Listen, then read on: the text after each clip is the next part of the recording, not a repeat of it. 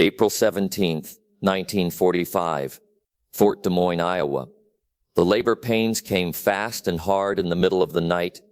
A young German woman prisoner clutched the metal bed frame, her face slick with sweat, her breath coming in short, desperate gasps.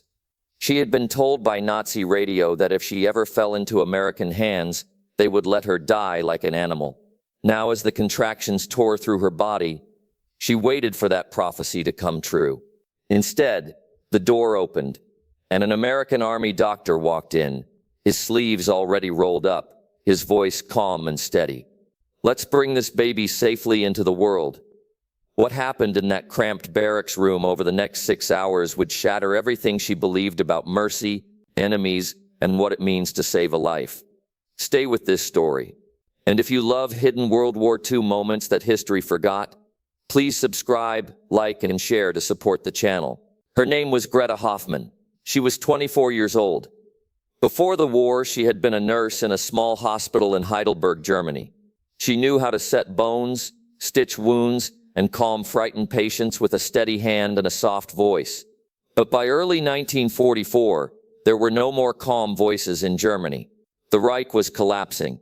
Cities burned under Allied bombs.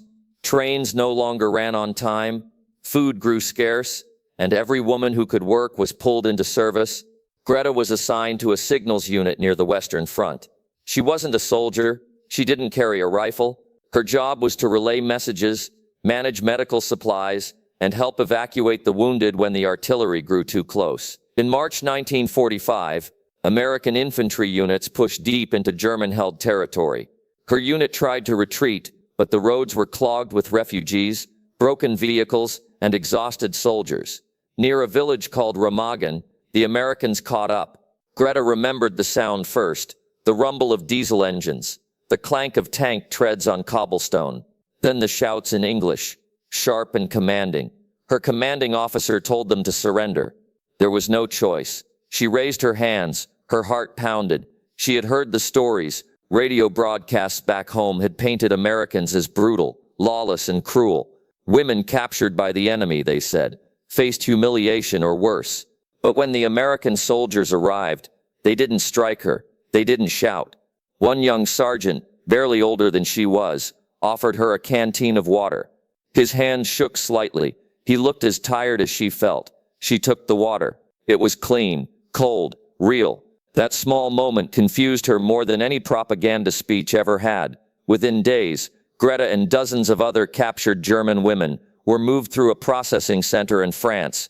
Their names were recorded, their ranks noted, photographs were taken. Everything was written down in careful, methodical lists. Then came the ships. Greta had never seen the ocean before. The Atlantic stretched gray and endless under a clouded sky. The smell of salt, oil, and metal filled the air.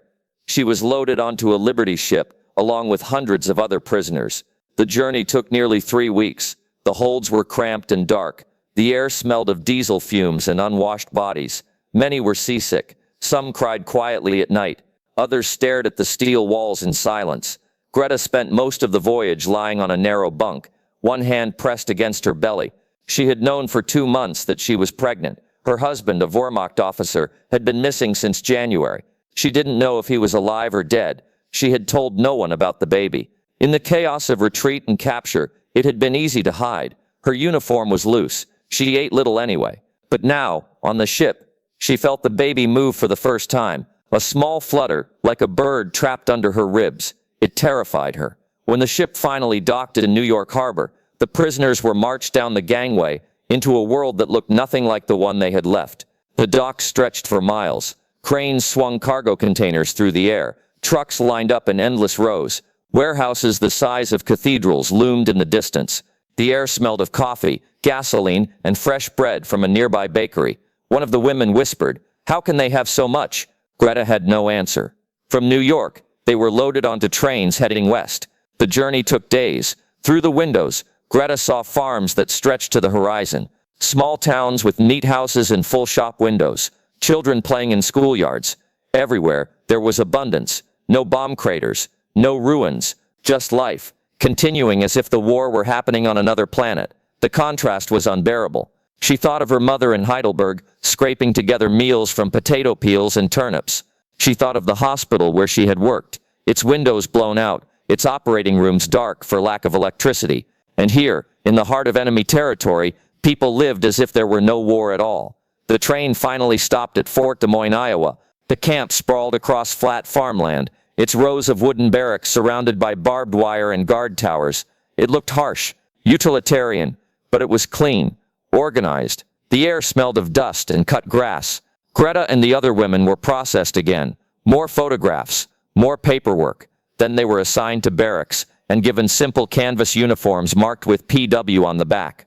The bunks had real mattresses. The washrooms had running water. The mess hall served hot meals 3 times a day. It was more than many German civilians had seen in years. Yet the women moved through it all in a daze, unable to reconcile what they saw with what they had been told.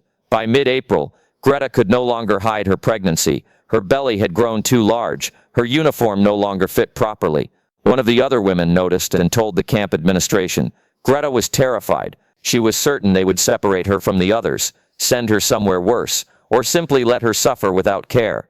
Instead, she was brought to the camp doctor.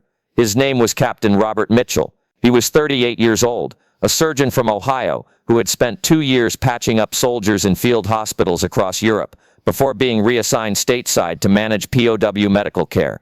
He spoke a little German, enough to ask basic questions. He examined her carefully, gently, with the same professionalism he would show any patient. He noted her due date, checked her blood pressure, and listened to the baby's heartbeat with a stethoscope. Then he looked her in the eye and said, in slow, clear German, "You and the baby will be safe here. I will make sure of it." Greta didn't believe him. Not yet. But over the next 2 weeks, she was given extra rations, milk, eggs, fresh vegetables, a softer mattress, regular checkups. Every few days, Captain Mitchell or one of the camp nurses would examine her, tracking the baby's progress. They spoke to her kindly. They answered her questions. They treated her not as an enemy, but as a pregnant woman who needed care.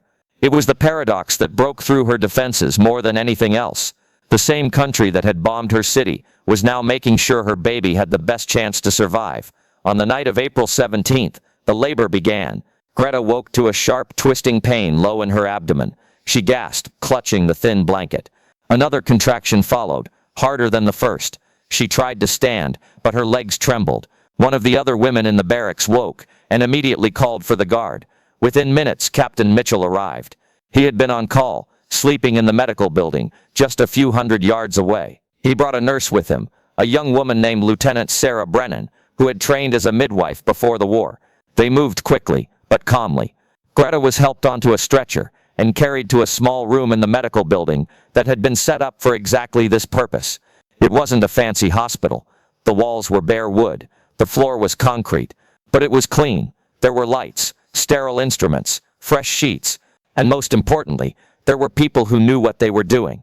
Captain Mitchell washed his hands thoroughly, scrubbing with carbolic soap until his skin turned red. Lieutenant Brennan laid out the instruments on a metal tray. Forceps, scissors, clamps, sutures. Everything was wrapped in clean cloth and sterilized. Greta lay on the narrow bed, her hands gripping the metal rails. The contractions came in waves now, each one stronger than the last. She bit down on a folded towel to keep from screaming. The pain was immense, a pressure that felt like it would split her in half. She was terrified, not just of the pain, but of what might go wrong. Women died in childbirth. Babies died. She had seen it happen in the hospital back home, especially in the last year when supplies ran short and exhaustion weakened everyone. But Captain Mitchell's voice cut through her fear. "Breathe slowly," he said in German. "In through your nose, out through your mouth. You're doing well. The baby's heartbeat is strong." He monitored her progress carefully, checking dilation, watching for complications. When the pain became too much, he administered a small dose of morphine, just enough to take the edge off without endangering the baby. In Germany, morphine had been reserved for soldiers. Civilians and prisoners got nothing. Here, even an enemy prisoner received pain relief. Hours passed. The night deepened. Outside, the camp was silent, except for the occasional creak of a guard tower and the distant sound of crickets. Inside the small medical room, time seemed to slow. Greta's world narrowed to the rhythm of contractions, the steady voice of the doctor, and the quiet efficiency of the nurse. Finally, just before dawn, the baby's head crowned. Captain Mitchell positioned himself carefully, his hands steady despite the fatigue. "One more push," he said. "Just one more." Greta gathered every ounce of strength she had left, and pushed. The baby slid free into the doctor's waiting hands. For a moment, there was silence. Then the baby cried. It was a thin, reedy sound, but it was life. Captain Mitchell cleared the baby's airway, clamped and cut the umbilical cord, and wrapped the newborn in a clean white blanket. "It's a girl," he said softly. He placed the baby on Greta's chest. The warmth of the tiny body against her skin was overwhelming. Greta looked down at the wrinkled red face and began to cry. Not from pain, not from fear, but from relief and something deeper. Gratitude, love, and a confusion she couldn't name.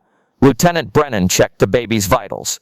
Heart rate strong, breathing normal, weight just under 3 kilograms, small but healthy. She wrapped the baby more snugly and placed a tiny knit cap on her head.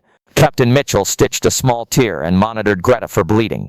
Everything was textbook, clean, professional, safe. When it was all done, he sat down on a stool beside the bed, exhausted but satisfied. "You did well," he said. "She's a fighter, just like her mother." Greta looked at him. This man who had just delivered her baby with the same care he would give his own family. "Why?" she asked quietly. "Why did you help me? I am your enemy." Captain Mitchell was silent for a moment. Then he said, "You're not my enemy. You're a patient. And that baby is just a baby. War doesn't change that." Over the next few days, Greta and her newborn daughter stayed in the medical building. She was given a private corner with a cot for herself and a small bassinet for the baby. The camp kitchen sent extra food, warm milk, soft bread, soup with real meat. Lieutenant Brennan visited twice a day to check on them, showing Greta how to nurse, how to burp the baby, how to clean and swaddle her properly. Other prisoners were allowed to visit briefly, bringing small gifts, a hand-knit blanket, a carved wooden rattle, a folded note of congratulation written in careful German script. Even some of the American guards stopped by, smiling awkwardly, offering kind words they weren't sure she understood. The paradox deepened with every act of kindness. Greta had been taught that Americans were soulless, that they cared only for money and power, that they would grind their enemies into the dirt without mercy. But here, in this plain wooden building in the middle of Iowa, she had been treated with a level of care and dignity she hadn't experienced even in her own country. Her baby had been delivered safely. Both of them had been fed, sheltered, and protected, not because they were valuable, not because they were friends, but simply because they were human beings who needed help. Captain Mitchell visited once more before Greta was moved back to the main barracks. He checked the baby one last time, nodded in satisfaction, and then paused at the door. "What will you name her?" he asked. Greta looked down at the tiny face, still red and wrinkled, eyes closed in sleep. She thought of her husband, wherever he was. She thought of her mother back in Heidelberg. She thought of this strange place, so far from home, where enemies had become caregivers. "Anna," she said quietly. "Her name is Anna." Captain Mitchell smiled. "Anna is a good name, strong. She'll need that." Then he left, his footsteps echoing down the wooden hallway. Greta stayed at Fort Des Moines for another 6 months. She and baby Anna were housed in a separate section for women with children. The camp provided diapers, formula when nursing wasn't enough, and even a small playground area where mothers could let their children crawl and play under the Iowa sun. It was surreal. She was still a prisoner. There were still fences, still guards, still the weight of war pressing down on everything. But within those fences, life continued. Babies grew, mothers laughed, and slowly, painfully, Greta's understanding of the world began to change. She heard news from home. Letters came through the Red Cross, delayed by months but eventually arriving. Her mother was alive, living in the ruins of Heidelberg, surviving on rations distributed by occupying forces. Her husband was confirmed dead, killed during the final defense of Berlin. The grief hit her hard, but it wasn't a surprise. She had known, deep down, that he was gone. Now Anna was all she had left. One afternoon, Greta sat on a bench outside the barracks, Anna asleep in her arms. An American guard walked by, a young man from Nebraska who sometimes practiced his broken German with the prisoners. He stopped and looked at the baby. "She's getting big," he said with a smile. "Yes," Greta replied. "She is strong." The guard nodded. "Good, that's good." Then he paused, as if searching for words. "My wife just had a baby too, back home. A boy." Greta looked up at him, surprised. "Congratulations," she said softly. He smiled again. a little sadly. "Thanks, I haven't met him yet. Maybe soon." Then he walked on, continuing his patrol. That small exchange stayed with Greta for days. She realized that the guard, too, was far from home, that he, too, had a family he missed. That war had taken him from his newborn son, just as it had taken everything from her. For the first time, she saw the guards not as faceless enemies, but as men caught in the same machine. By late 1945, the war in Europe was over. Germany had surrendered. Cities lay in ruins. Millions were dead. The world was trying to figure out what came next. At Fort Des Moines, the process of repatriation began. Prisoners were processed for return to Europe. Greta's name was on the list. She would go back to Germany, back to the ruins, back to a country that no longer existed in the form she had known. She was terrified, not of America, not of the camp, but of what waited for her on the other side of the ocean. Still, she had no choice. Anna was nearly 6 months old now, healthy, alert, smiling. She had been born in captivity, but had known nothing but care. The irony was almost too much to bear. On the day of departure, Captain Mitchell came to say goodbye. He brought a small package wrapped in brown paper. Inside was a blanket, soft and warm, along with a handwritten note. It read, "For Anna, may she grow up in a world without war." Captain R. Mitchell. Greta held the note and cried. Not the desperate, fearful tears of labor, but quiet, grateful tears. "Thank you," she said in English, one of the few phrases she had learned. "You saved us both." Captain Mitchell shook his head gently. "You saved yourselves. I just helped." Then he was gone, back to his duties, back to a life she would never know. The ship back to Europe was crowded and cold. Greta held Anna close, wrapped in Captain Mitchell's blanket. The Atlantic was rough this time, the waves high and gray. Many of the women were sick. Some were silent, lost in their own thoughts. Greta stared out at the endless water and wondered what kind of future awaited them. When they finally docked in Bremerhaven, the reality hit hard. The port was a wasteland. Cranes stood twisted and broken. Buildings were hollowed-out shells. The smell of smoke and decay hung in the air. Greta and the others were processed again, this time by British and American occupation authorities. They were given papers, ration cards and directions to displaced persons camps, or to whatever family they still had. Greta made her way to Heidelberg. The city she remembered was gone. Her street had been bombed. Her mother's house was a pile of rubble, but her mother was alive, living with neighbors in a makeshift shelter. When the old woman saw her daughter and the baby, she collapsed in tears. They held each other for a long time, not speaking, just breathing. Over the next weeks, Greta told her mother everything. The capture, the journey, the camp, the birth. Her mother listened, her face unreadable. Finally she said, "They treated you better than our own people did." It wasn't a question, it was a statement. Greta nodded. Yes. The silence between them was heavy with understanding. Greta eventually found work as a nurse. Again, this time in a hospital run by American occupation forces. She was good at her job. The American doctors and nurses respected her. Some even remembered hearing about German POWs giving birth in American camps, and treated her with quiet admiration. Life was hard. Food was scarce. Winters were brutal. But slowly, month by month, things improved. Anna grew into a curious, bright-eyed toddler. She learned to walk among the ruins, to laugh despite the grayness around her. And Greta, for the first time since the war began, felt something like hope. Years later, in the 1960s, Greta would write a letter to Fort Des Moines, trying to find Captain Mitchell. She wanted to thank him again. She wanted to tell him that Anna had grown up healthy, that she had become a teacher, that she had a family of her own now. The letter was forwarded several times, passed through military archives and veteran associations. Eventually, it reached him. Captain Mitchell, now retired and living quietly in Ohio, wrote back. His letter was short but warm. He said he was glad to hear they were well. He said he thought of them sometimes, wondered how they had fared. He said he had delivered many babies in his career, but Anna's birth was one he never forgot. Not because it was difficult, but because it reminded him why he had become a doctor in the first place. To help, to heal, to see life continue, even in the darkest times. Greta kept that letter until the day she died. She kept the blanket too, though it was worn and faded by then, and she told Anna the story. Not as propaganda, not as a lesson about politics or nations, but as a simple truth, that in the middle of a war that killed millions, one man chose to save 2 lives. Not because he had to, but because he could. And that choice, small as it seemed, changed everything. This is not a story about battles. It's not about generals or grand strategies. It's about a German woman and an American doctor, thrown together by war, connected by the fragile thread of a newborn's first cry. It's about the moment when the word enemy lost its meaning, replaced by something older and deeper, humanity. And it's a reminder that even in the worst of times, mercy can be the strongest weapon of all. If you believe stories like this deserve to be remembered, please like, subscribe, and share this video. History is not just about who won and who lost. It's about the small moments of grace that survived the destruction, and this was one of them. Thank you for watching.